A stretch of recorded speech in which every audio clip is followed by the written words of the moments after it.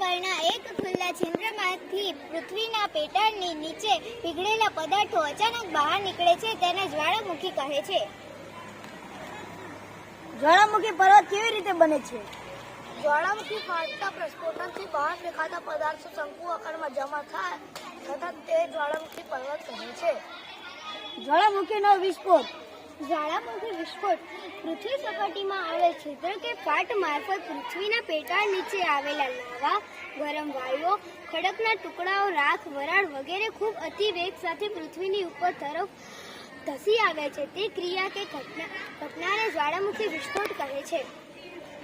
જ્વાળામુખી પર્વત ક્યાં ક્યાં આવેલા છે? લીમા, વેસુવિયસ, ઇક્વેડોરના મોટા પક્ષી, જાપાનના ફ્યુજીયામા અને ભારતના મેળાન તેમજ પાવાગઢ અને ગિરનારના